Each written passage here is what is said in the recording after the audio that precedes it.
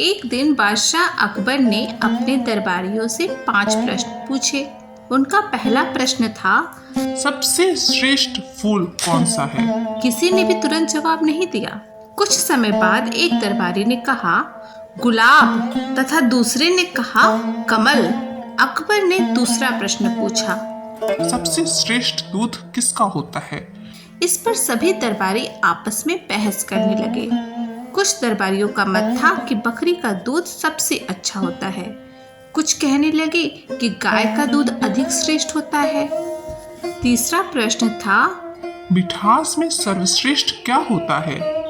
इसके उत्तर में कुछ दरबारियों ने रसगुल्ला कहा, कुछ ने दूसरी मिठाइयों का नाम लिया। चौथा प्रश्न था, सबसे अच्छा पत्ता कौन सा होता है? इसके उत्तर में कुछ ने कहा तुलसी का, तो कुछ ने कहा नीम का, तो कुछ ने कहा कि केले का पत्ता सबसे अच्छा होता है। पांचवा प्रश्न जो बादशाह ने पूछा वह था, सभी बादशाहों में सर्वश्रेष्ठ बादशाह कौन है? इस पर सभी ने जवाब दिया, महाराज आप। आखिरी प्रश्न के जवाब पर बादशाह अकबर बहुत प्रसन्न हुए, परंतु उसके बावजूद वह संतुष्ट नहीं हुए। तभी बीरबल दरबार में आ पहुँचे। अकबर ने वही 5 प्रश्न बीरबल से पूछे।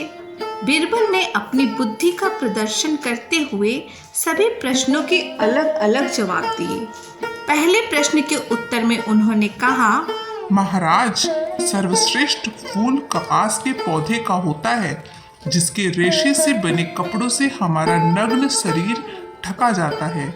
दूसरे प्रश्न के उत्तर में बीरबल ने कहा, महाराज, माँ का दूध सर्वश्रेष्ठ होता है, जो बच्चे के भरण पोषण का एकमात्र साधन होता है। माँ के दूध से ही बच्चे का समुचित विकास होता है। तीसरे प्रश्न के उत्तर में बीरबल ने कहा, महाराज, सबसे अधिक मिठास हमारी जिह्वा में होती है। जो भी जिह्वा को अच्छा लगता है वही हमारे लिए मीठा होता है। चौथे प्रश्न के उत्तर में बीरबल ने बोला, सर्वश्रेष्ठ पत्ता पान का होता है। देवी देवताओं के पूजा पाठ में पान का पत्ता ही प्रयोग में लाया जाता है।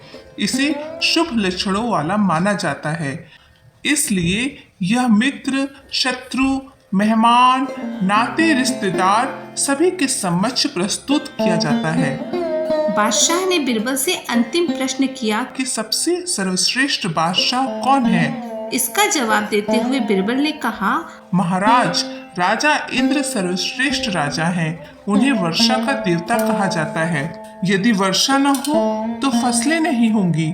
फसलों के न होने से कोई भी जीव जीवित नहीं रह सकता। फसलें हमारे वैभव, धन और सौभाग्य का प्रतीक होती है।